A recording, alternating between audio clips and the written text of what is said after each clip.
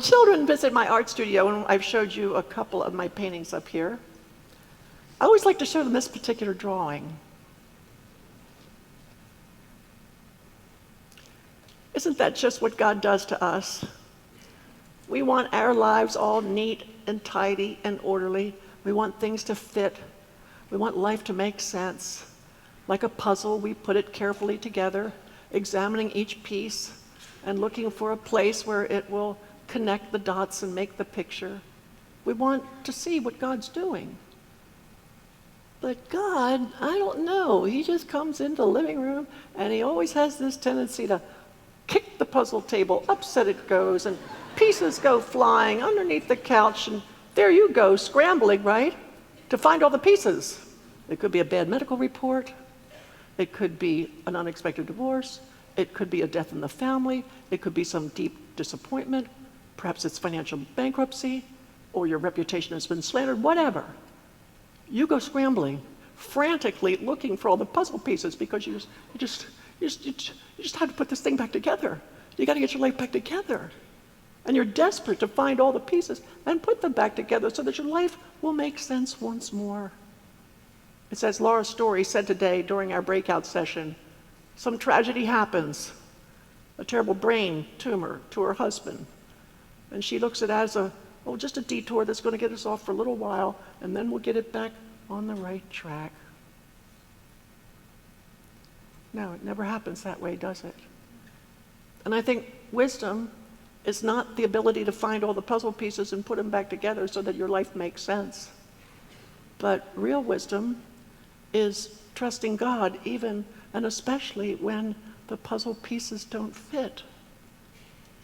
And even though I look like a veteran in this wheelchair, even after 50 years, please don't be thinking I'm the expert. There is still so much about my life, about my chronic pain, that doesn't make sense.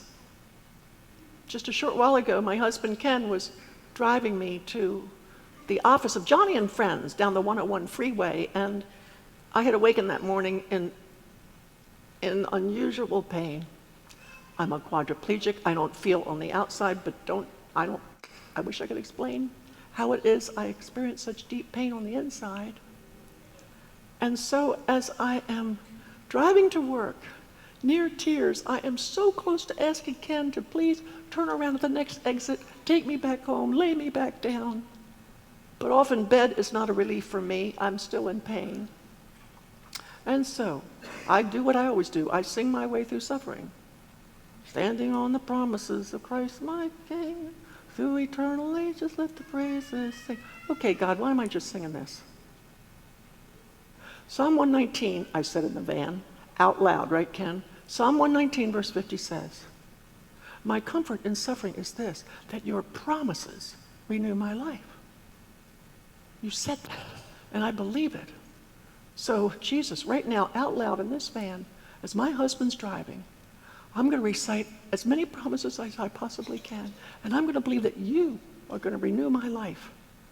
You're going to help me in this, because I can't do it.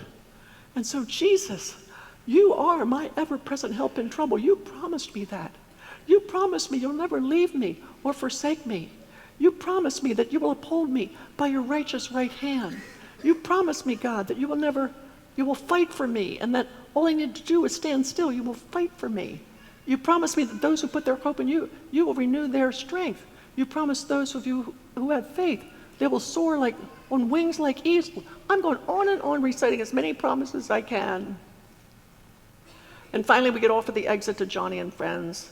I wheel out of the van through the front door of the ministry office, and I'm still in pain. But I've got courage. And I've got such sweet endurance and perseverance. I can do this through Jesus.